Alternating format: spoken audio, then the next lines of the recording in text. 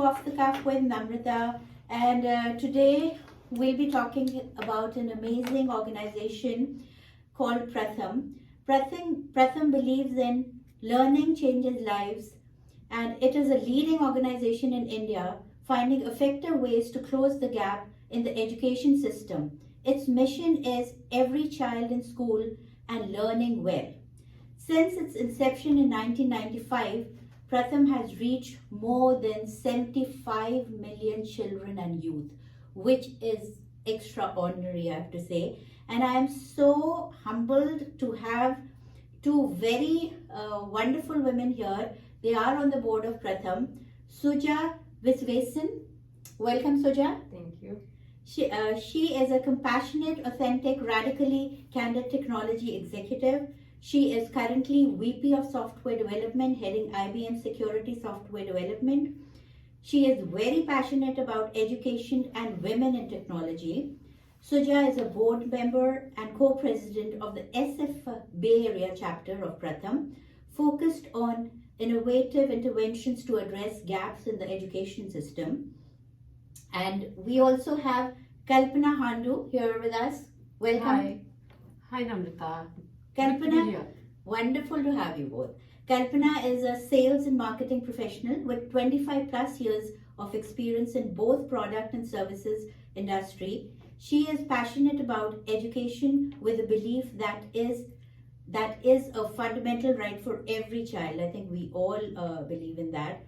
She is a director of operations for a small niche headhunting and software development entity. She's involved in professional women's group and other non-profits in the Bay Area, and feels that there is a lot of need and every person should help in whatever way they are able to. So it's about pitching in wherever and whenever you can.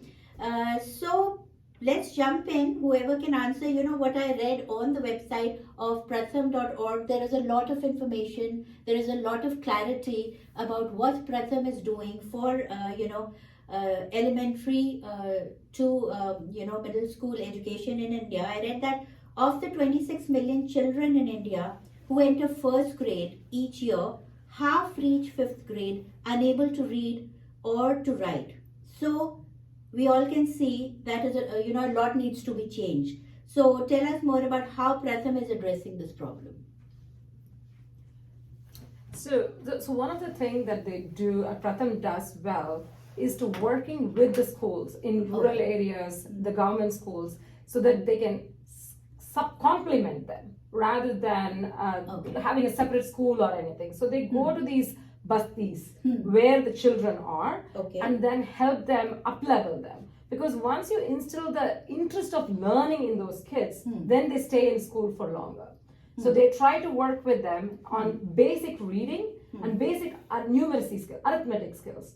So they pick volunteers from the same neighborhood who are in like 12th class, or a mother who have dropped out of school but has this skills on basic numeracy and reading skills, and they work with the children to instill that education. So between 3 to 6 months of intervention, they can see progress in those. They test them again, and then they see the progress. So then these children stick to the school. So that is their main focus on education. They also work on upskilling, because once they saw these the people who in the neighborhood who can be upskilled, so we go into the mode of skilling them as well. So working with them on, for somebody who has dropped out of school, can we work with them to see, hey, they can have a beautician class, or even for some of them who want to run their own shop, in order to get their loan, they should have finished 10th grade. So we work with them to make sure that we give them a second chance to finish the schooling, so they can be on their own, they can be self-sufficient. So these are all the work that Pratham does. That is amazing, and like I've said, that it was founded in 1995 in a slum in Mumbai. So can you tell Kalpana more about how Pratham originated? Yeah, so Pratham has been something that was thought of and worked on by our founder Madhav Chavan. Madhav Chavan used to live here. He's educated in the US. He went to India, and he was talking to us some time ago as to how he came to the idea of starting this kind of thing. First of all, he met Rajiv Gandhi, who was Oh, okay. Prime Minister at that time at some conference, and Rajiv told him, you are educated, or you know the value of education. Absolutely. Why don't you start a movement in India? Come back to India. And that was the time when the government was asking all the people who had gone out of India. Yes. And there was a brain drain, if you remember. Yes, that is. He was asking and inviting people to come back and do something, give back to the community. So that's how the idea kind of started and germinated. And they went to. So the great thing about Pratham is they do not spend any money on infrastructure. Okay. We do not build schools. Okay. We do not build anything. Yeah. Because we feel the schools are already there. Absolutely. We realize the teachers are already there. What we realized is the children are not learning at the level that they should learn. So in the government schools, what was happening is kids were moving from class 2 to class 3 to class 4 to class 5 and then passing out of the school. Right. Most of them were not able to read and write at class 2 level. Yeah, that's what. So they went back to the government, the state, they did a survey, went back to the government and said, guys, we know the children are coming to school, you're showing 92% attendance, but are they learning? They are not learning. Yeah. Here is the data. Right. That's when the government realized that, this is not working for us. So they asked Pratham to help. So like Suja mentioned, we don't take over the schools. Yes. We train the teachers. Yeah. So we incidentally also have an initiative which is Pratham Books. Okay. We print our own books in I think 13 languages. Yes. Okay. It has been so successful that now it has spun out on its own and it's an own organization. It's not owned by Pratham anymore. Wow. So, and the smartest thing about Pratham is they realize that in India, you can't do anything with 200 people affecting, 300 people affecting 400. It has to be on a massive. It has to be on a massive scale. So build the scale, which is what we have done absolutely astoundingly well. Absolutely. And like we talk about it when we talk to youth, because we want the younger generation to now get involved in this movement. And they ask us, okay, so if I give money to you, what do I see in return? Absolutely. So we always talk about how $25, which is a cost of like 3 lattes maybe, you can educate a child for 1 year. See, what we could don't be see better that. than that? I mean, how could you better that? Absolutely. And like, you were talking about the survey. I know Asar is at the core of, yes. It's called Asar. It's at the core of Pratham. Correct. Annual Status of Education Report, it's called. Yes. And, it's being used in all the government schools, mostly all in India and even globally now. Yes. It is being... So, can you tell me how you get the survey? What entails the So at the end of the year, we have volunteers going out to all the villages and the areas and the cities where we work. So when they go out, they do a survey. They talk to the actual students. They talk to the actual people who are getting affected by these programs and collect that data. Okay. That data comes back to the central office and then it's tabulated and then it's analyzed and then we come out with the report at the end of the year. I think this whole thing they have open sourced it, and that is the beauty of it. So a lot of Southeast Asian countries, Bangladesh, Pakistan, they all use it now. In Africa, they use this method to evaluate, to see that we have made progress. Correct. Because the bigger thing is, we have been doing this since 2012. Between 2012 and 2019, we have made progress. We were at around 25%, give or take a few, on numeracy and literacy. And then we have brought it close to 30% by 2019. Wow. So it's still a huge number. So it is a huge number of people, because about 2/5 of the children who are not educated live in India. Oh. Yeah. One in 5 people in India cannot read and write, and out of which 100 million are children. So we have, even though we see a 3%, 4% increase, that's a huge number. Yes. But the challenge is during the pandemic, we have seen that number has gone back to where it was in 2012. Yeah. So even though ASER results have found that there are more children coming to school now than we were in pandemic, and there are more girls who are in their teenage are dropping out. We see more children are in school instead of dropping out. So we are making a lot of progress in bringing the children to school now.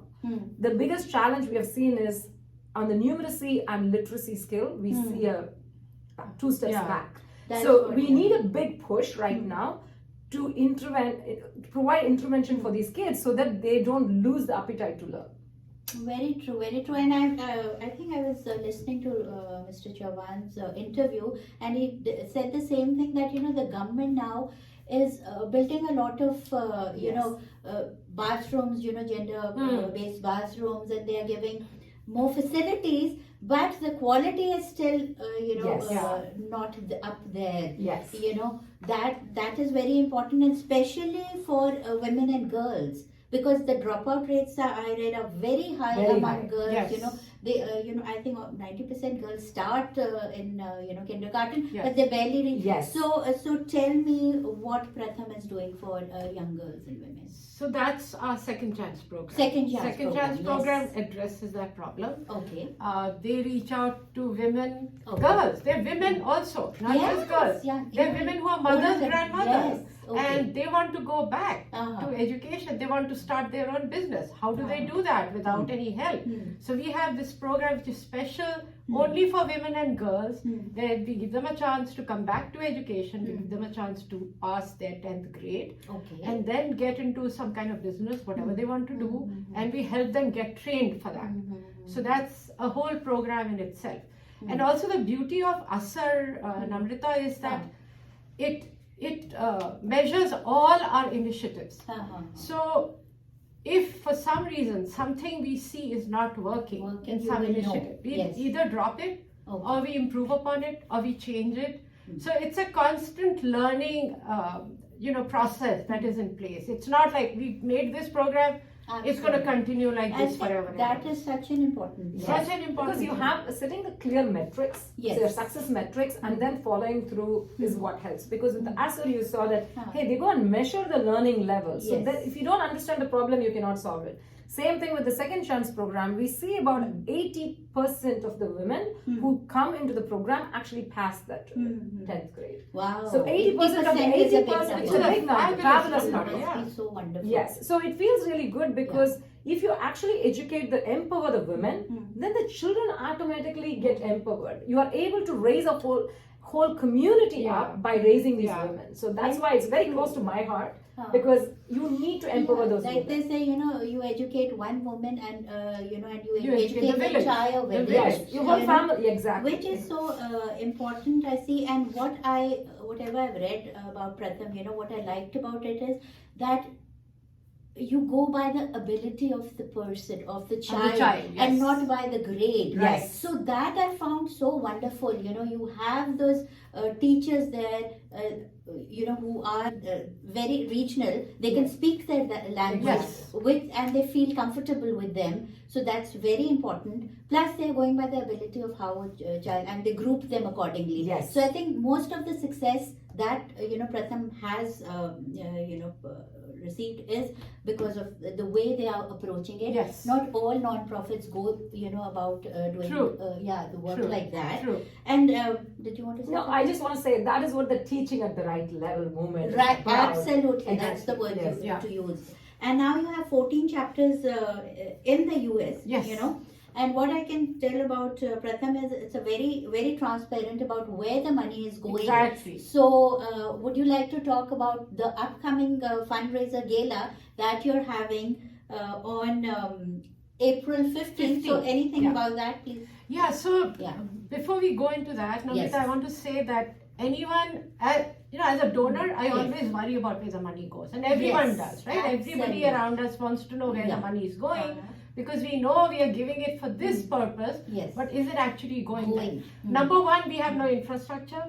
So obviously the money is going for the programs. Number two, I always tell every donor, no matter which charity you're giving your money to, go to Charity Navigator. Charity Navigator is a worldwide website where they evaluate the efficacy of every NGO, Yes. where the money is going, how they are doing, and what part of it is going to the infrastructure, what part is going to the programs. Very true. Pratham has always been in the top 3. 3% I have And, read, yeah. you know, if you notice when you go analyze everyone's spend, Okay. Pratham's spend is far, far higher Yes. on programs than it's for the other Administrator. Yeah. So the administrative cost is very, very less. low. Okay. So we are less than, like, for a $1 you donate, 90 plus cents goes towards the programs, and the administrative cost is very less. Yeah, and running such a huge organization, you know, And it's very voluntary driven Right. rather than employee Right. driven. And Namrita, on an average, the cents that go towards the program for a lot of NGOs is anywhere between 35 cents and 45 cents. Oh, okay. So you can imagine the scale. Yeah, absolutely. So the gala is a fantastic event that we have every year. Sorry, I don't know, I keep looking at that. But it's a great event. We get the community together. We talk about our programs, initiatives, where we are today, where the chapter is, where the whole organization in US is, where the whole organization in India is, and then we just felicitate all our supporters, our donors and board members, and everybody who supported us through these years. It's a very happy event. Yeah. It's a celebration of what Pratham is doing and the work and the kind of people who support us. And it's, of course, to tell you that, the work is not done yet. Yes. There is so many more miles to go before we sleep. So we cannot sleep. So we need everyone to pitch in, everyone to volunteer if you can, give us money if you can. It's so easy to do. And we would love people to just join in. We have posted the event on LinkedIn and on Facebook. Anyone can reach out to me or Suja, and we can give them the information. If they want to register, we'll register them. We'll also put on the website, right? It'll be on the website. Yeah, go to pratham.org. Exactly. And find all the information there. Exactly. I will say. And I think it's a wonderful way to join in and donate and support such an organization. Exactly. It's April. No, April 15th Yeah. at 6 p.m. in San Jose, in the old Insignia. Fairmont. It's called Insignia now. Hilton now. It Yes. used to be Fairmont. Yes, San it used to Jose. be Fairmont. So it is in Insignia Hilton at 6 p.m. on April 15th. So if you're interested, then reach out to us and we will be able to get you a ticket. It's a fundraising event. We have Pranav Bawa, the CEO of Zoom, as our keynote speaker. Yeah. And then we have wonderful We have entertainment that wonderful Kalpana. entertainment. Yeah, we have Salar and his team who is going to be performing some fantastic music. And it's a combination of Indian classical and Western jazz. So it's going to be wonderful. Oh, wow. Salar has just finished his stint at Broadway. He was the only sole musician on Kite Runner. So he was there on the stage for 3 hours for 6 months. Yeah, for 2 shows weekends and 1 show each weekday. So he is phenomenal. He is a student of Zakir Hussain. He started learning with Zakir Hussain when he was 7 years old. Wow. So he is an absolutely wonderful musician. So it's going to be a great evening. Yeah, all I'll say is people be there. I know this is a Bolly audience and you love going to shows, with celebrities. But this is for such a good cause. I think it'll make you feel good and you will get entertained for sure. Absolutely. As they've, said. And you'll get a good meal too. Absolutely. Food and always, big part of Indian culture. Yeah, Yes. Absolutely. And come and raise a glass of wine with all of us. Oh, we love okay. it. Now you can't say no. I know. So, in the end, I was just going through a blog and they were, talking about the best education systems in the world. Yes. And which country was number 1 in that? I was surprised. Finland was number 1 Yes. and US was number 3, Yeah. but US was number 1 for critical thinking. Right. But there's so much that goes into making a good education system. Even like US is struggling in certain areas here.